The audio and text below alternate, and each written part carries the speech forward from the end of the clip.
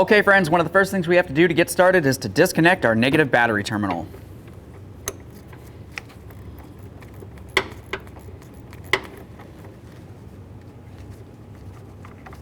Set that aside so it's not making any contact with the battery.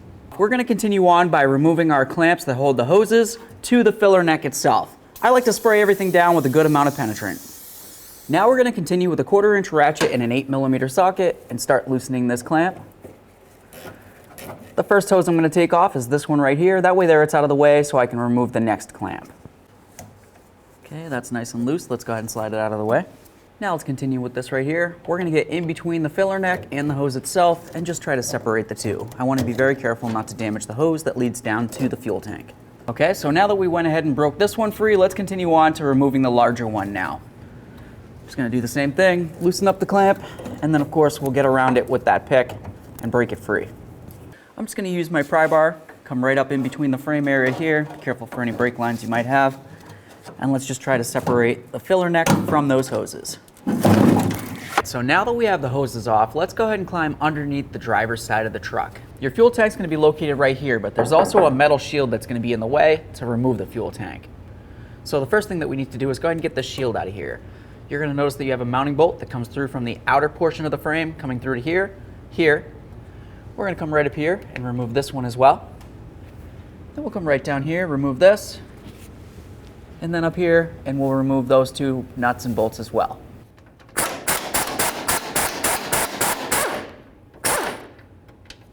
There's one.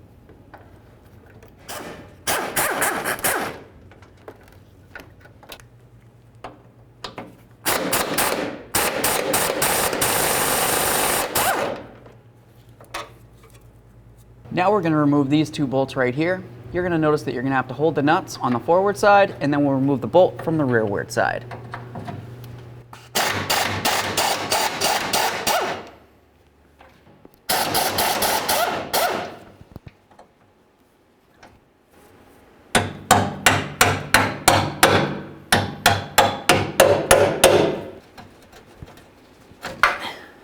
There's one. Let's do the same to the other. Now let's hold off on removing this nut right here, and we're going to move over towards the driver's side and remove these two mounting bolts as well.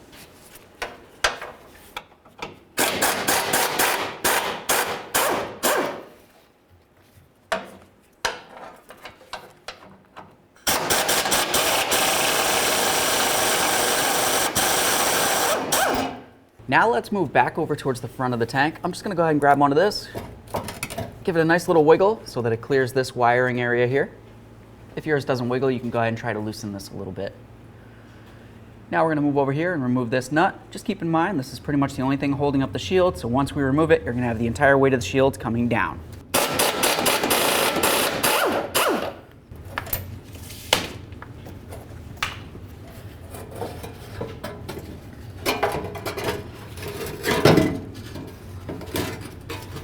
Now we're just going to put something underneath the center of the fuel tank so we can support it, and of course we also are going to need to be able to lower this down after we've removed the mounting hardware.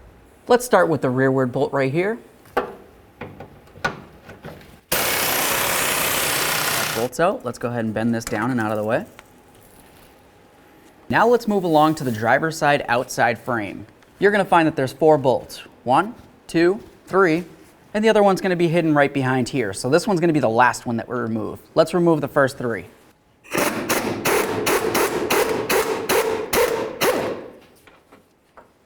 The next thing I want to do is go ahead and get this e-brake cable right out of the way. Essentially, I'm just going to go ahead and squeeze on the tabs that are holding it into this bracket and then pull it so it gets to the point where it's here. And then we can move it out of the way so we can get the bolt out. I'm just going to use a tool that looks like this. It's going to go right over. You can also use pliers if you can get it around all the ears.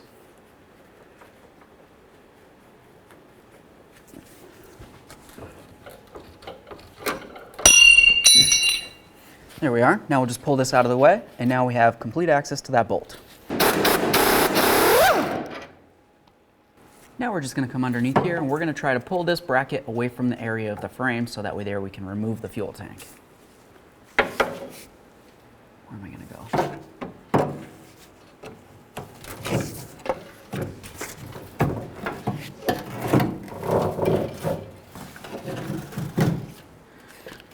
ahead and carefully start lowering it down. All right, so now with the fuel tank as low as we can go, we have it at an angle. The reason for that is because I want to start removing all these fuel hoses, and then we're going to move along to removing the electrical connector as well. Now for 2 of these fuel hoses, what you're going to realize is you're going to have 2 little squeeze tabs. You go ahead and squeeze on them, it's going to release the line. Just be careful because there is probably fuel inside the lines. Just going to squeeze right here and here, give this a nice wiggle, and draw it off. This one right here in the center is going to be a little bit different, so we're going to save that one for last. I'll just continue on by removing this other one right here.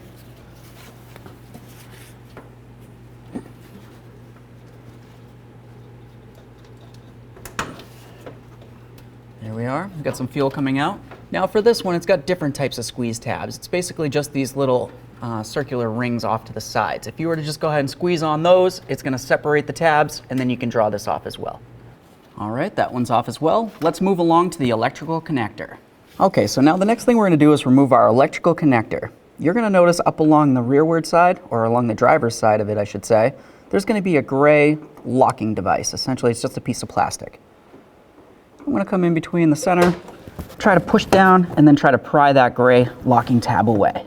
There we are. Now let's go ahead and squeeze on this center tab, and then draw the electrical connector away from the fuel tank. Perfect. Now that we have the larger one off, let's continue on to the smaller one. This one right here, you can just go ahead and grab onto this tab, lift it up, and then we'll draw it away from the fuel pump. Now with all that disconnected, let's go ahead and carefully lower our fuel tank. We're going to do this slowly because of course we have the hoses that go up and over the frame for the filler neck.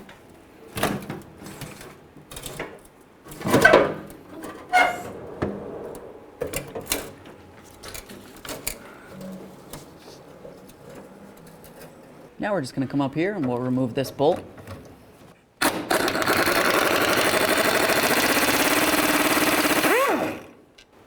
There we are. All right, let's go ahead and flip this on its side, and then we're going to start removing the nut for the strap.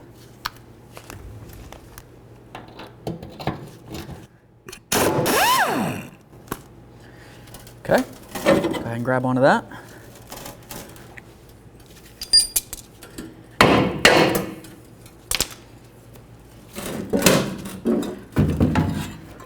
Okay friends, the next thing we need to do is go ahead and remove our strap from our bracket. You're going to notice that it's riveted in, so you're going to have to cut those out of there.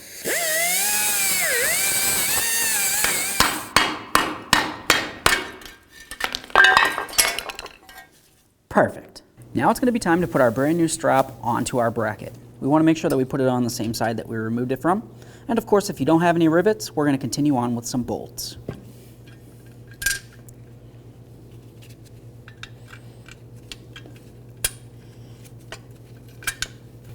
Start on both the nuts. Once they're both started, we'll go ahead and snug them up.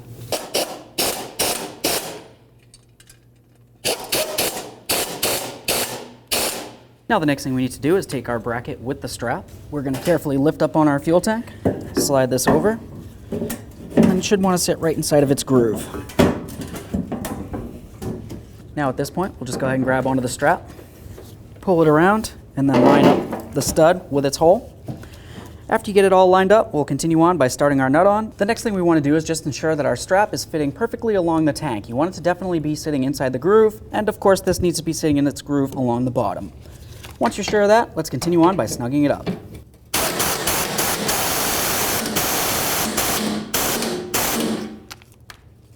Now let's go ahead and install our new strap. And now let's snug it up. Let's go ahead and start putting our fuel tank up. Before we put it all the way up though, let's make sure that we connect in our electrical and of course our fuel lines. The larger the electrical connector is going to go towards the front of the truck, the forward connector. Push it in, give it a nice click, and make sure it's secure. Next we're going to go ahead and do the smaller one. That's going to be towards the rear of the fuel pump. Go ahead and slide that in, listen for a click.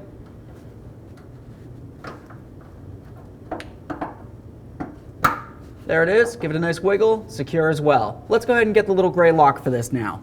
Now on the larger one, let's go ahead and push in our gray lock. Next we're going to start connecting in our fuel lines. We're going to take the larger one, which is the forward one. That's going to go into the forward aspect of the fuel pump right here.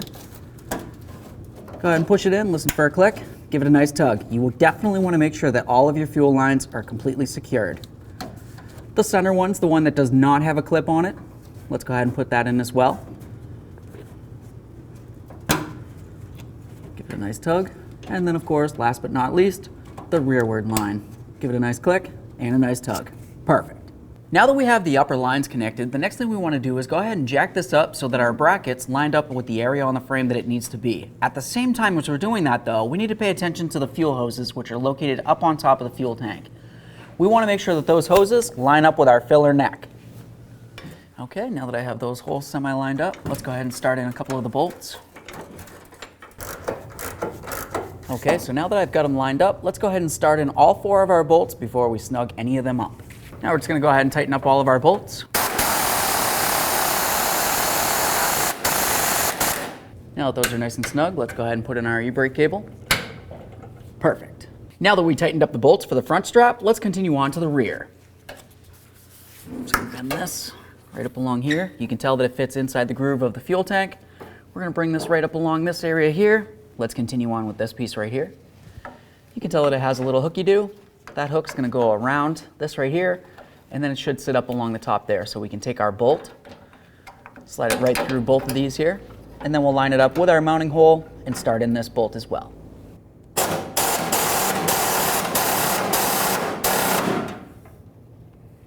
Now we're just going to torque both straps to 13 foot-pounds. Now we can get the jack out of here. Okay, so now let's go ahead and line up our filler neck with those hoses. If it's hard to get one of them on there, just go ahead and use your little hook. Slide this around the tube. All right, so now that we have those slid on, let's continue on by tightening up both of our clamps.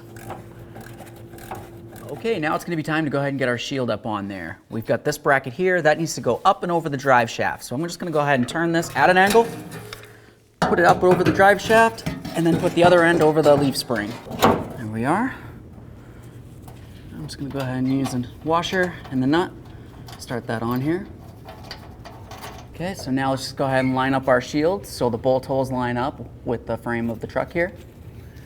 We're going to use our 2 long bolts that look like this. Go ahead and slide them through the shield, through the frame, and then right out the other side. Now with both bolts through, let's go ahead and start on the nuts.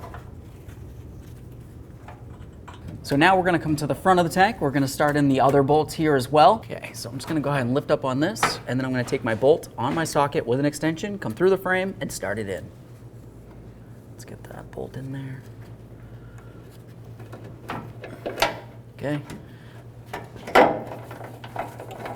Now let's go ahead and start in our forward bolt.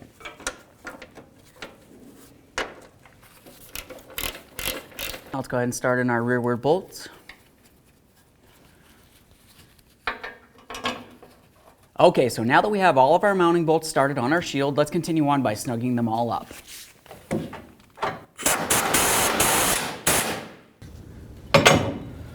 All right, let's not forget this one as well. Okay, now back up at the front of the truck, let's go ahead and reconnect our negative battery terminal and snug it up.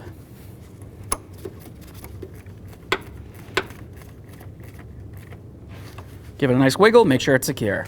Okay friends, now all you have to do is hop in the driver's side of the truck and we're going to take that key and put it in the on position. We're going to listen for the fuel pump. You want to make sure it primes the lines. After that, turn the key to the off position and then back to the on position and start it. After that point, you want to make sure you take a peek underneath the truck and make sure you don't have any fuel leaks. Then, take it for a road test.